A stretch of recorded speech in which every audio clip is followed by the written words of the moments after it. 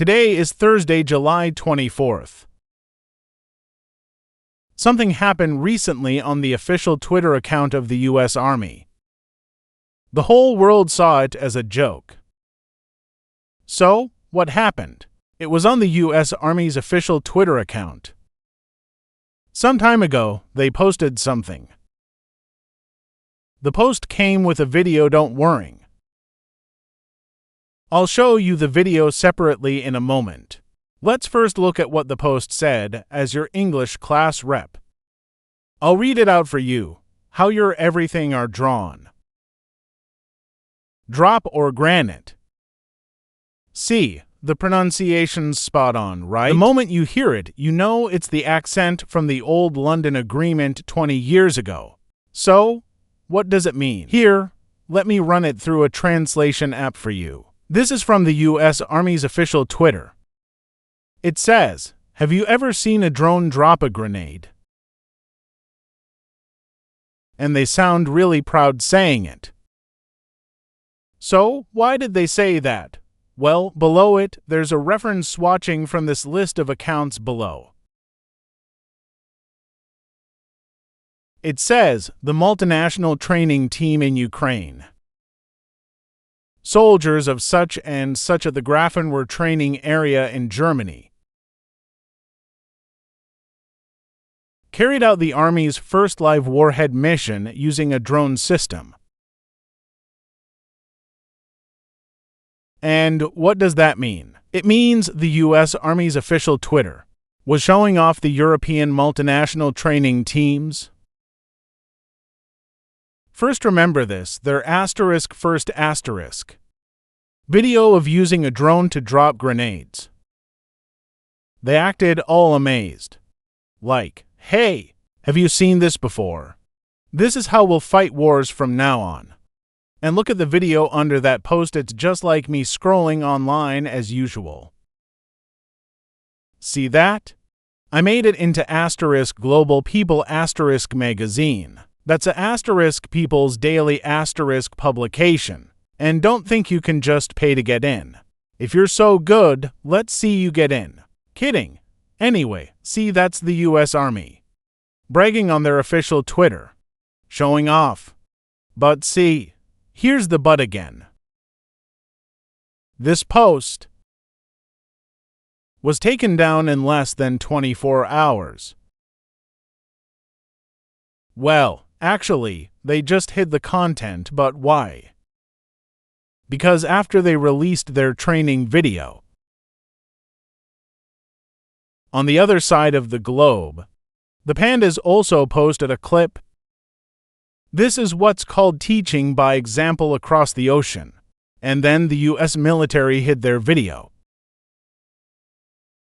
So, what exactly happened? We first have to compare the two videos.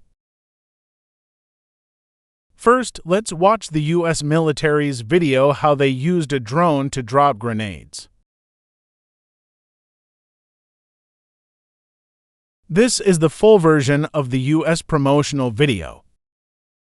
In HD, too, and mine's an online exclusive. First interview is a training ground, a big grassy field. 3 targets are neatly placed on the ground. They should be bullseyes. Visually, the height seems under 50 meters. About as tall as a 15-story building. Look, here comes the drop.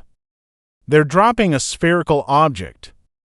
Why didn't it explode? Seems like they missed the target. It landed under the wheels. Then, as the camera turned and pulled away, there seemed to be smoke from an explosion. And here's the star of the warhead mission. The coat hanger drone, one of 4 models. From its size, it's smaller than our pesticide spraying ones. Then the soldier takes a few boxes out of the ammo crate. They're wrapped quite tightly. Pretty securely packaged. They tape it onto the drone and tear off the tape. Looks like over-packaging to me. The packaging isn't high-end. Wouldn't fetch a good price.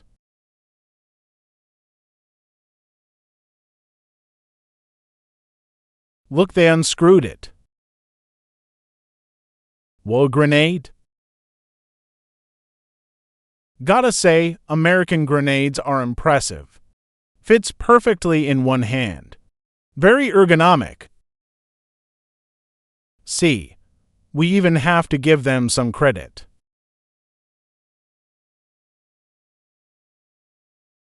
Hey, what's going on here? Oh, it's a Guzzi drone.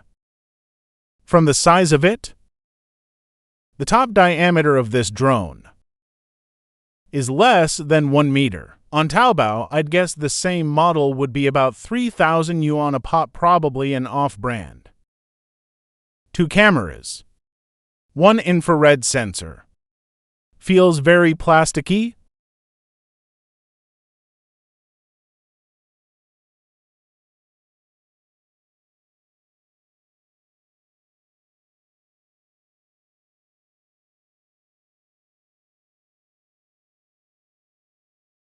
There's a drop mount installed under the drone's fuselage. Then they hang the grenade onto the drop mount. Why is it pink? Because this is an exercise, so they must be using paint rounds. All right, it's taken off. The soldier in the background still looks clueless. They've maxed out the sense of ceremony just to launch a plastic drone. They even climbed the control tower, clearly making a fuss over nothing. All right, as you can see from the look of their control panel, the screen's too small, and it's not bright enough. The remote control they're using is the kind used for toy drones. Hey, the panel even seems to have Chinese writing on it. Ah, never mind, honestly, I know this drone too well. I've got 2 of them. The so-called video lets us see. This is another type of drone. This one doesn't even have a screen on its remote, just a phone attached. Also a 4-rotor type with 4 pink spots. Looks kind of flashy. All right, so this is America's so-called drone combat promotional blockbuster. Honestly, after watching it, I'm pretty shocked. I didn't expect the US Army to be at the same level as my son. Still in the era of plastic drones? And yet they post on Twitter bragging about it. Like, have you ever seen a drone drop my grenade? All right, let's stop teasing them. On the other side of the globe, in less than 24 hours, another promo video was released, also about deploying drones. So why, after this promo came out, did they then hide their Twitter post? Let's take a look at the Panda promo video. Just now, the drone storm had already heavily damaged enemy targets. Now, it's time for these little guys in the sky behind me to shine. Look at these light, small drones. They're like all-rounders in the battlefield sky. And they're not fighting alone. They're working closely with special forces to form a very intelligent combat unit. Now, these light, small drones are preparing to advance on key enemy camps ahead. Among them, the roles are clearly divided. There are vertical takeoff and landing fixed-wing drones for area reconnaissance, surveillance, and strike missions. High-speed kamikaze drones. Coaxial rotor drones, black wind, for dropping grenades on machine gun bunkers. and unmanned helicopters for continuous ammunition drops to strike buildings and vehicles in the camp. These light, small drones form such a formation, each performing its own duty to complete the mission, striking important enemy targets quickly and fiercely. At the same time, the target area can be rapidly sealed and controlled, clearing obstacles for special forces to storm in and capture.